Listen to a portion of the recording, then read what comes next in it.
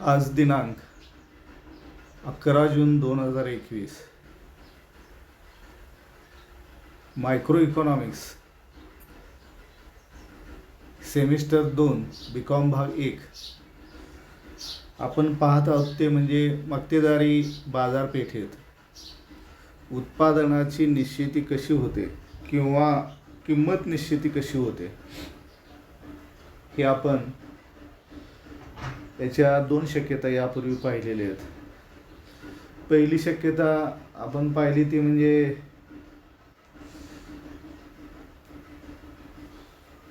उत्पादकास मक्तेदारास महत्तम नफा होतो, अतिरिक्त नफा होतो. दुसरी शक्यता आपण पाहिली ती म्हणजे प्रसामान्य नफा होतो मक्तेदारास. हे आपण पाहिलेलं आहे की ही जी आकृती आहे त्या आकृतीमध्ये आपण पाहिलेलं आहे की मक्तेदाराला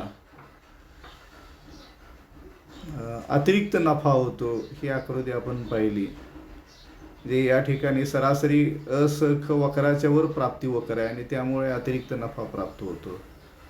दुसरी शक्यता मक्तेदार असते म्हणजे प्रसामान्य नफा नॉर्मल प्रॉफिट या ठिकाणी मिळतो. म्हणजे सरासरी प्राप्ती वक्र सप्रा वक्र आणि सरासरी खर्च वक्र ग बिंदूत एकमेकांना स्पर्श करतात आणि त्यामुळं या ठिकाणी नॉर्मल प्रॉफिट मक्तेदाराला प्राप्त होतं. ही आकृती आपण पाहिली. आता आपण तिसरी आकृती पाहणार आहोत ती म्हणजे मक्तेदाराला अल्पकाळात तोटा होऊ शकतो हे दर्शवणारी ही आकृती आहे.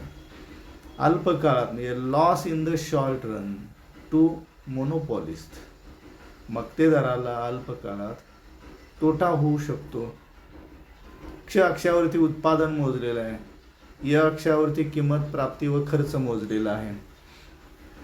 अशा स्थितीत सरासरी प्राप्ती वक्र वरील बाजूस आहे. सीमांत प्राप्ती वक्र हा सरासरी प्राप्ती वक्राच्या डावीकडे खालील बाजूस आहे. तो य अक्ष आणि सरासरी प्राप्ती वक्र याच्या बरोबर मधोमध हा सीमांत प्राप्ती वक्र असतो. सीमांत प्राप्ती ही नेहमी मक्तेदारी बाजारपेठेत सीमांत प्राप्ती वक्र हा नेहमी सरासरी प्राप्ती वक्राच्या डाव्या बाजूला म्हणजेच खालील बाजूला असतो. आता सरासरी प्राप्ती वक्र ॲव्हरेज रेव्हेन्यू कॉस्ट या ठिकाणी आपण पाहिलेलं यापूर्वी की समतोलाच्या प्रामुख्याने 2 अटी असतात.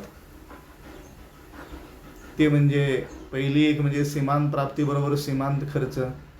या आकृतीमध्ये सीमांत प्राप्ती वक्राला सीमांत खर्च वक्र म या बिंदूत छेदतो.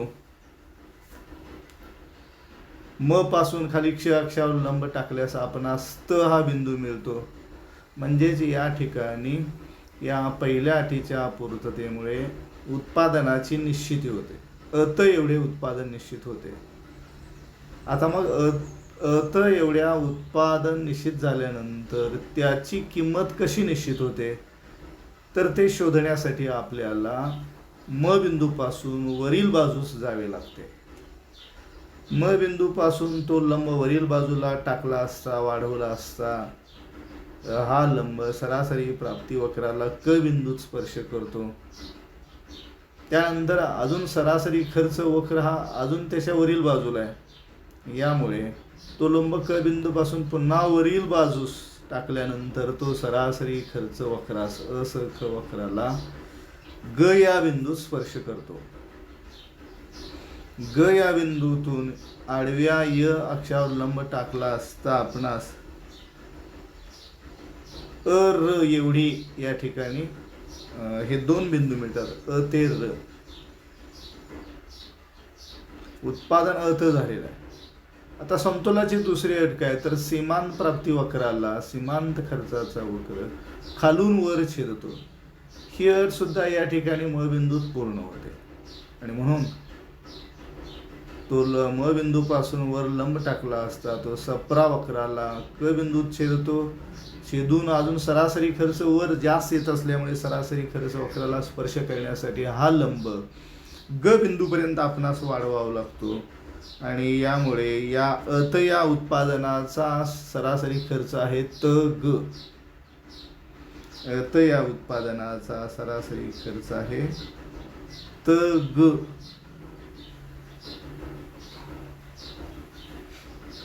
आणि तर या उत्पादनाला बाजारपेठेत मिळणारी किंमत आहे अस एवढी किंमत मिळते आणि खर्च मात्र सर एवढा जादा येतो किंवा चौकोन सर ग क एवढा खर्च येतो. चौकोन सर ग क आकृतीमध्ये हा सर्व भाग रेखांकित दाखवलेला आहे. ज्या तिरप्या उभ्या तिरप्या रेषा आहेत असा रेखांकित पद्धतीने हा भाग दाखवलेला आहे. एवढा तोटा होतो तर या उत्पादनाला मक्तेदाराला तोटा होऊ शकतो. तोटा का होऊ शकतो तर सरासरी प्राप्ती वक्रापेक्षा सरासरी खर्च वक्र हा वरच्या बाजूला आहे. तो इंग्रजीतील यू अक्षरासारखा आहे. स ख असं दाखवलं म्हणजे सरासरी खर्च वक्र average cost curve. The first condition of equilibrium of a monopolist in the short run, that is marginal cost curves intersect to marginal revenue curve from down to upper side at the point of M. And here is fixed, that is the level of production or output. That's why earth is the output. And after then at the point from M, when we goes to the upper side, when the line should increase the upper side, it intersect to average revenue curve. SPRA, average revenue curve at the point of K. In this situation, the average cost of production or output is high than the average revenue.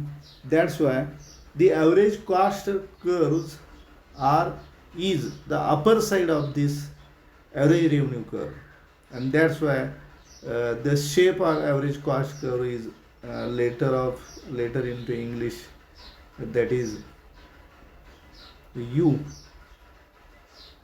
Shape of average cost curve is as like a letter in the English letter is U, and this line from M to G, it touch to the average cost curve, this line, and that's why from G to Y axis we can come into the on the Y axis at the left side from G to R, it is loss of the monopolist. Which is the loss? Loss is RSKG. The part in this diagram which has been indicated by the cross lines, that is RSKG. It is the loss to the monopolist for the output of earth. And then the price will determine in the market, that is AS. AS is the price of the production, and the average cost is high than the average revenue. That's why monopolist gets the loss, that is SR or SRGK, because there is high proportion of average cost than the average revenue.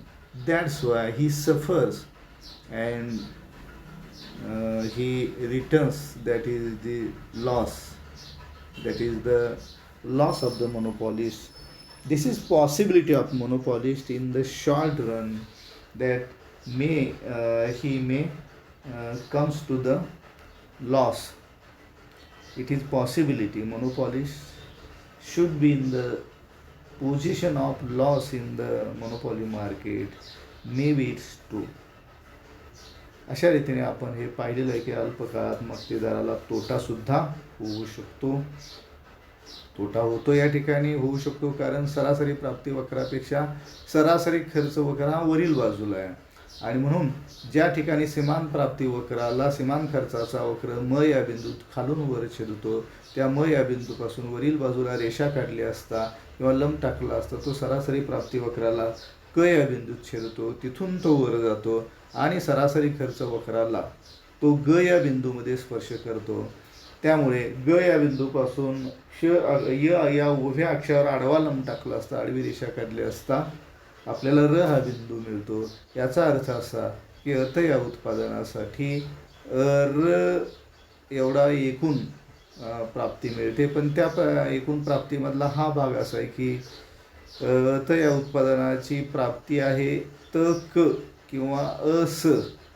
बाजारामध्ये त्याला किंमतसुद्धा असं एवढीच मिळते, परंतु प्रत्यक्षात त्याला उत्पादन खर्च जास्त आहे, र इतका उत्पादन खर्च आहे आणि म्हणून प्राप्तीपेक्षा खर्च ज्यादा आहे. किती ज्यादा आहे? चौकोन स र ग क. रेखांकित भाग जो आकृतीमधला त्या भागामध्ये हे दाखवलेलं आहे की चौकोन सरग क हा तोटा आहे अत या उत्पादनाचा प्रति तोटा अत एवढ्या नगांचा आहे सरग क. कारण या ठिकाणी प्राप्तीपेक्षा सरासरी प्राप्तीपेक्षा सुद्धा सरासरी खर्च जास्त आहे म्हणून मक्तेदाराला तोटा येतो. अशी परिस्थिती क्वचित प्रसंगी मक्तेदाराला सुद्धा फेस करावी लागते अल्पकाळामध्ये आणि म्हणून नफा काढत असताना एकूण प्राप्ती वजा एकूण खर्च. या ठिकाणी एकूण प्राप्ती आहे चौकोन असकत आणि एकूण खर्च आहे चौकोन अरगत. या ठिकाणी प्राप्तीपेक्षा खर्च जास्त आहे म्हणून चौकोन सरग इतका तोटा उद्योग संस्थेला काही वेळा मक्तेदाराला येऊ शकतो. तो या रेखांकित त्या भागाने या ठिकाणी आकृतीमध्ये दाखवलेला आहे. मला वाटतं या ठिकाणी तोटा काय येतो हे आपल्याला लक्षात ठेवायचं असेल तर सरासरी खर्च वक्राचे स्थान सरासरी प्राप्ती वक्राच्या वरील बाजूला असेल तर तोटा येतो, हे आकृतीमध्ये दाखवलेलं आहे. आता सरासरी प्राप्ती वक्र हा आणि सरासरी खर्च वक्र हे एकमेकाला या आकृतीमध्ये ग बिंदू स्पर्श करतात असं दाखवलं. इथं प्रसामान्य नफा मिळतो किंवा नॉर्मल प्रॉफिट मिळते किंवा ना नफा ना तोटा अशी परिस्थिती असते.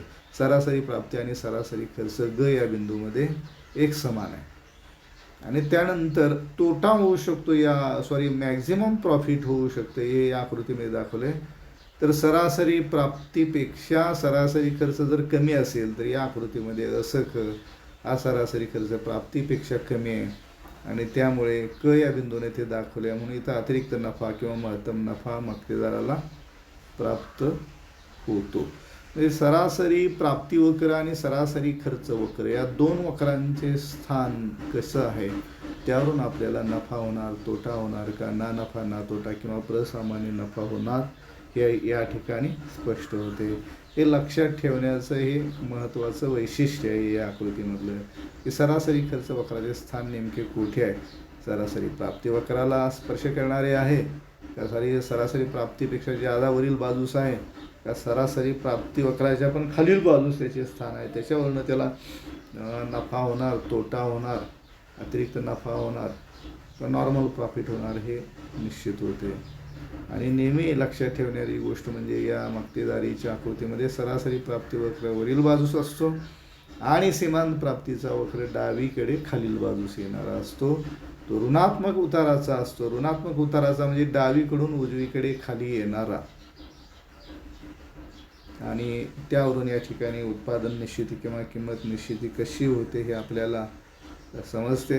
आता आपण या पुढच्या व्याख्यानामध्ये पाहणार आहोत की मक्तेदारी बाजारपेठेमध्ये दीर्घकाळात उत्पादन निश्चिती किंवा किंमत निश्चिती कशी होते हे पाहिल्यानंतर आपलं मक्तेदारीचं हे प्रकरण या ठिकाणी मक्तेदारी किंमत निश्चितीचे प्रकरण आपले पूर्ण होते. धन्यवाद.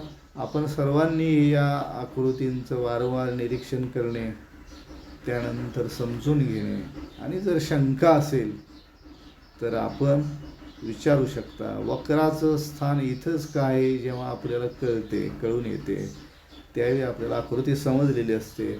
आकृती समजून घ्यायची आहे म्हणजे ती आपल्या लक्षात राहते आणि परीक्षेला आपण त्याच्यावरचा कोणताही प्रश्न सोडवू शकतो. आपण डिस्क्रिप्टिव्ह परीक्षा पद्धती आली तरी हा प्रश्न सोडवू शकतो किंवा ऑब्जेक्टिव्ह आली तरी सोडवू शकतो. आणि मग वक्रांचे स्थान महत्त्वाचे आहेत. वक्र तसेच का आहेत, त्याच आकाराचे का आहेत, हे जेव्हा आपल्याला समजते तेव्हा आपल्याला ती आकृती समजली, तो प्रश्न समजला, उत्तर समजलं असं स्पष्ट होते आणि आपल्याला परीक्षेत हमखासपणाने मग अधिक सराव करून या आकृत्या काढता येतात आणि अधिक गुण मिळवता येतात. आपल्याला आकृती अचूक येणं हे सगळ्यात महत्त्वाचं आहे. आकृती आली की स्पष्टीकरण आपण थोडक्यात सुद्धा लिहू शकतो. धन्यवाद.